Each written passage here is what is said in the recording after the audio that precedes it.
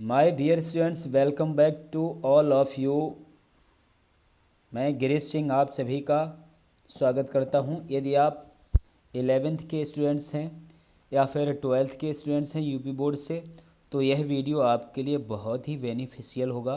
पूरा वीडियो आप देखें, क्योंकि रिवीज़न बहुत ज़रूरी होता है अच्छे मार्क्स लाने के लिए। कहा जाता है practice makes a man perfect. Practice ही व्यक्ति को परफेक्ट बनाती है। इसलिए प्रैक्टिस कितनी ज़रूरी है वो आप समझ सकते हैं। तो प्रैक्टिस करवाने के लिए आपको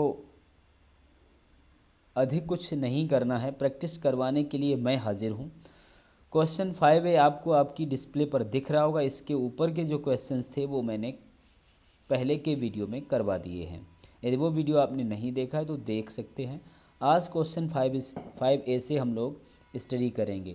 तो पेज नंबर आप 21 ओपन करेंगे। यदि आपके पास अग्रवाल की अनसोल्व पेपर है, 21 में सेट 3 आपको मिलेगा। सेट 3 में ही हमें करना है। तो पहला क्वेश्चन दिया गया, change any one of the following sentences into indirect speech. हमें किसी एक को इनडायरेक्ट स्पीच में करना है, ठीक है।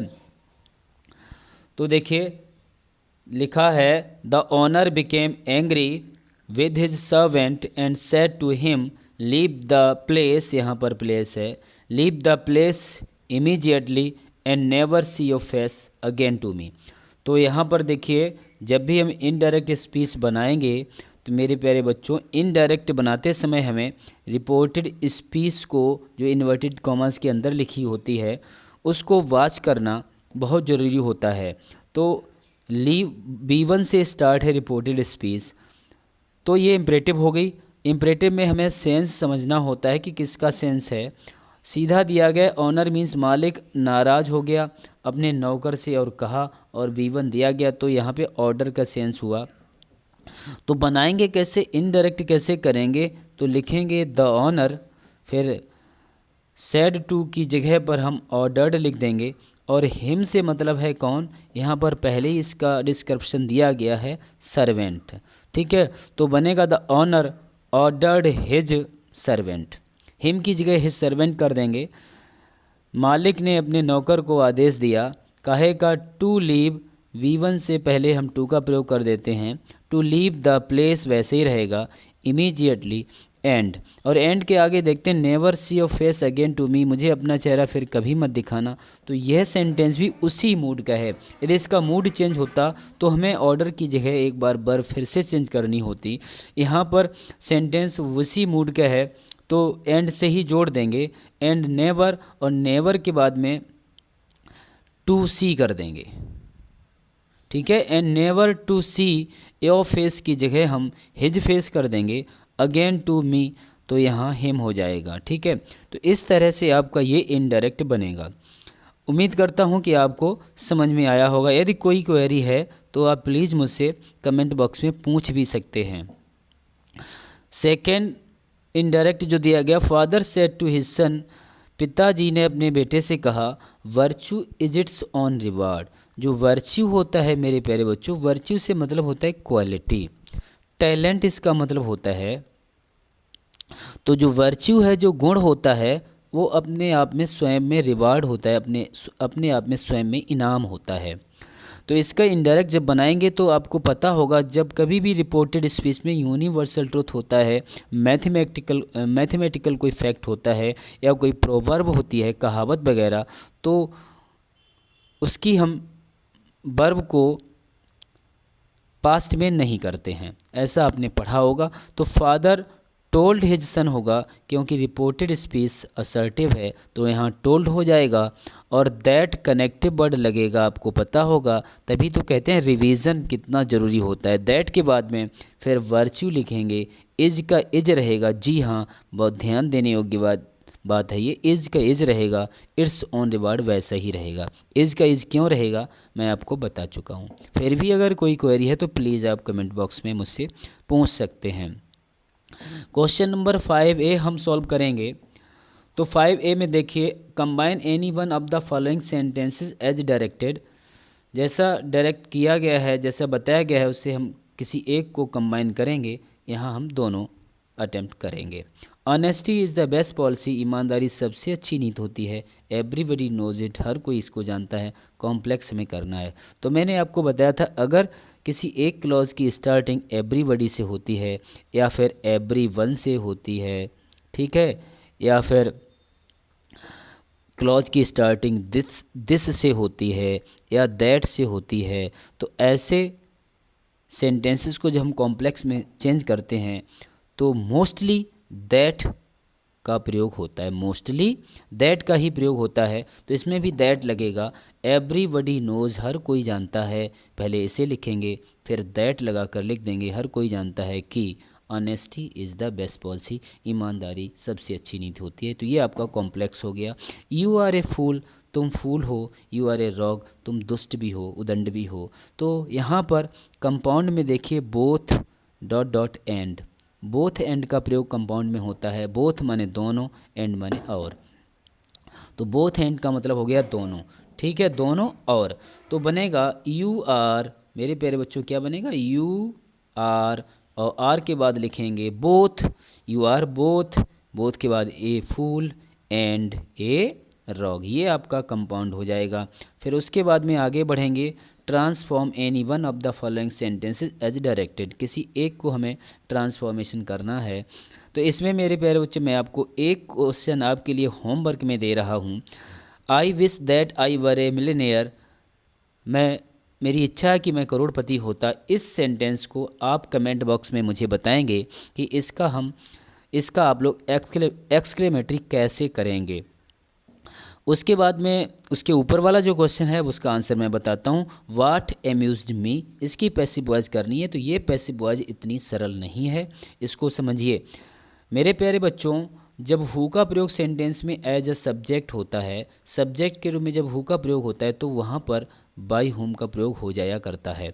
इसी तरीके से यहाँ देखिए, वाट एम्यूज्ड मी, मुझे किसने, वाट से मतलब है किसने, एम्यूज में मुझे किसने एम्यूज किया, मुझे किस बात ने एम्यूज कर दिया, किस बात ने मुझे अचंभित कर दिया। तो यहाँ वाट का प्रयोग एज अ सब्जेक्ट है। तो मेरे प्यारे बच्चों, इसकी पैसिव वॉइस वाई वाट से ही बनेगी। क्या करेंगे, वाई वाट लिखेंगे, उसके बाद में हम वर का प्रयोग करेंगे, फिर मी का आई करेंगे, फिर एम्यूज्ड थर्ड फॉर्म लिखेंगे। क्या लिखेंगे, amused, AMUSED, amuse third form लिखेंगे। और यहाँ पर ध्यान रखना है, इस एम्यूज्ड के बाद लास्ट में हमें पैसिव वॉइस में विध का प्रयोग करना है। आपको पता होगा कुछ ऐसी वर्ब्स होती हैं जो कि प्रीपोजिशन को अपने साथ में लाती हैं। तो एम्यूज के बाद में आपको लास्ट में विध लगाना होगा। तो ये आपकी पैसिव वॉइस बन गई है, ठीक है। उम्मीद करता हूँ कि आपको मैं समझा पा रहा होऊंगा। यदि कोई कमी आपको दिखती है मेरे समझाने में तो प्लीज़ आप मुझे बताएं, क्योंकि मैं हमेशा कोशिश करता हूं कि मैं अपने आप में इम्प्रूवमेंट करूं। तो ज़रूर आप मुझे बताएं जो भी यदि समझाने में कमी रह जाती है तो। उसके बाद में correct any one of the following sentences, किसी एक को हमें करेक्ट करना है एग्ज़ाम में। यहाँ पर यदि आप किसी एक को करेक्ट कर पाते हैं तो हो सकता है आप एग्ज़ाम में भी एक करेक्शन कर पाएँ। तो चलिए देख लेते हैं, सारे सेंटेंसेस को देखेंगे। Radha is my older sister, मेरे प्यारे बच्चों ओल्डर सिस्टर दिया गया है। तो जब भी मैंने बताया था कि यदि कहीं पर ब्लड रिलेशन होता है, खून का रिश्ता, यदि खून का रिश्ता है तो वहाँ पर ओल्डर का प्रयोग। देखिए राधा को सिस्टर बताया गया तो खून का रिश्ता हो गया कि नहीं हो गया। तो ओल्डर नहीं, खून के रिश्ते के लिए क्या करेंगे, जी हाँ बिल्कुल बिल्कुल सही आप समझ रहे, एल्डर का प्रयोग करेंगे। एल्डर का प्रयोग नोट करते जाएं सब कुछ और अभ्यास करते जाएं। यदि आप देखिए ग्रामर में आप यदि नहीं नोट करेंगे तो भी फ़र्क नहीं पड़ता है, प्रैक्टिस चाहिए। ग्रामर नीड्स प्रैक्टिस, ग्रामर को प्रैक्टिस चाहिए। तो प्रैक्टिस आप करते जाएंगे मेरे साथ में तो एग्ज़ाम में इन्हीं में से आपको सेंटेंसेस मिलेंगे, आपका ग्रामर गलत नहीं होगा। Himalayas lie to the north of India, इसमें क्या करेक्शन करना है मेरे प्यारे बच्चों, हिमालयाज से पहले, हाँ हिमालय से पहले क्या लगाएंगे, द आर्टिकल लगाएंगे, बिल्कुल ठीक। Hardly had we reach the station then the train left the place, इसमें करेक्शन क्या करेंगे मेरे प्यारे बच्चों, ये जो देन दिया गया, देन का प्रयोग कब करते हैं, यदि सेंटेंस की स्टार्टिंग नो सूनर से होती है, काहे से, नो सूनर से, तो वहाँ पर आगे देन लग जाता है, जैसे कि यहाँ लगा हुआ है। ठीक है, तो अब क्या करेंगे, जब हार्डली दिया गया है, एक मिनट, हार्डली यदि दिया गया है तो हमेशा याद रखना देन के बजाय आप वहाँ पर वेन लगा देना, बस देन के बजाय वहाँ पर क्या लगा देंगे, आप वेन का प्रयोग कर देंगे तो आपका ठीक हो जाया करता है। ठीक है, अच्छा आगे का सेंटेंस देखते हैं, we have disposed of our parental home. तो यहाँ पर देखिए, एक तो disposed of double O F F होता है, एक में डिस्पोज के बाद में ओ एफ भी लगता है, तो दोनों में अंतर क्या है, तो देखिए डिस्पोज्ड ऑफ का मतलब है ख़त्म कर दिया, बिल्कुल नष्ट करने को डिस्पोज ऑफ कहते हैं, ओ डबल एफ। तो यहाँ पेरेंटल हाउस को, जो माता पिता का घर था, पैतृक जो घर था, उसको नष्ट करने की बात नहीं हो रही है, डिस्पोज ऑफ मतलब ओ एफ की बात हो रही है, डिस्पोज के बाद में ऑफ लगेगा मतलब उससे मैंने निपटारा पा लिया है मैं। तो डिस्पोज ऑफ जहाँ ओ एफ लगता है उसका मतलब होता है कि हमें उससे कोई मतलब ही नहीं है। जब हमें किसी चीज़ से कोई मतलब नहीं होता है, हमें उसकी जब कोई नीड नहीं होती है, तो हम मान लीजिए हमें अपने माता पिता के घर की नीड नहीं है, तो हम ओ एफ बोलेंगे, ओ डबल एफ नहीं बोलेंगे। ठीक है, तो यहाँ पर डिस्पोज के बाद में ओ एफ लग जाएगी, आपका ये करेक्शन हो जाएगा। आगे सेंटेंस देखते हैं, use any one of the following pairs of words in your own sentences to make the difference in their meanings clear. आगे बताने से पहले मेरी आपसे एक रिक्वेस्ट भी है, रिक्वेस्ट मैं भी कर सकता हूँ, क्यों नहीं कर सकता हूँ, तो मेरी आपसे एक रिक्वेस्ट है कि आप प्लीज़ पहली बार यदि देख रहे हैं तो सब्सक्राइब कर लें, क्योंकि यहाँ से आपको बहुत कुछ मिलने वाला एग्ज़ाम में।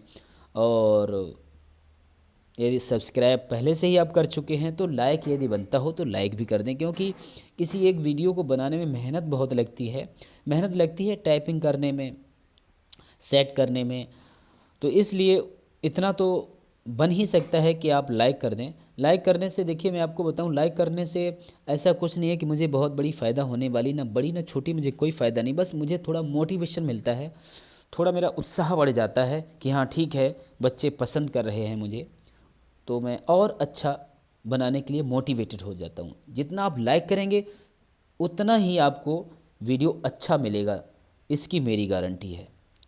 तो चलिए देख लेते हैं प्रेसिडेंट और प्रेसिडेंट। तो प्रेसिडेंट ये वर्ड आपने पढ़ा होगा, आपके माइंड में आया भी होगा। तो यहाँ पर हम क्या देखेंगे, जिसमें एस आई, डिफरेंस देखिए, एस आई और सी ई, ये दो ही तो डिफरेंस हैं, एस आई और सी ई। तो जिसमें ई आ रहा है उसका मतलब होता है example, E X A M P L E, example. ठीक है, तो ई को, इस ई को हमने एग्जाम्पल की से मैच कर दिया, एग्जाम्पल इसका मतलब हो गया। और जिसमें एस आई होता है, एस आई, ये S I, sorry S I, तो ये मेरा होता है राष्ट्रपति। तो ये वर्ड आपको आता होगा, इसमें ट्रिक की ज़रूरत नहीं है। इसमें मैंने आपको ट्रिक बताई, सी ई जहाँ पे एस आई की जगह है, ई एग्जाम्पल से मैच करती है, तो इसका मतलब एग्जाम्पल होता है और इसका मतलब राष्ट्रपति होता है। ठीक है, इसका मतलब उदाहरण होता है, क्या होता है, उदाहरण। अब एक एक सेंटेंस देख लेते हैं। तो सेंटेंस देखिए क्या बनेगा, doctor Rajendra Prasad was the first president of our country. ठीक है, डॉक्टर राजेंद्र प्रसाद हमारे देश के प्रथम राष्ट्रपति थे, यह आपका एक सेंटेंस हो गया। प्रेसिडेंट उदाहरण का एक सेंटेंस हम देखेंगे, my teacher gave me a president from the Ramayana. मेरे टीचर ने मुझे रामायण से एक उदाहरण दिया। ठीक है, उसके आगे बढ़ते हैं, एडवाइस और एडवाइस। तो यहाँ पर मेरे प्यारे बच्चों समझिए ज़रा ध्यान से, इम्पोर्टेंट है। एस ई जिसमें आता है वो आपका वर्ब हुआ करता है, और जिसमें सी ई आता है वो आपका नाउन हुआ करता है, संज्ञा। ठीक है, तो इसका मतलब होता है सलाह, क्योंकि ये नाउन है, और इसका अर्थ है जिसमें एस ई लगा है वो है सलाह देना। क्या है, सलाह देना। ठीक है, एक एक सेंटेंस देख लेते हैं। तो my teacher advised me to work hard, मेरे टीचर ने मुझे वर्क हार्ड करने की एडवाइस दी, और इस एडवाइस में लिख देंगे my teacher gave me advice to work hard. ठीक है, इस तरह से आपका ये इम्पोर्टेंट पार्ट पूरा हुआ। उम्मीद करता हूँ कि मैं आपको अच्छे से समझा पाया होऊंगा।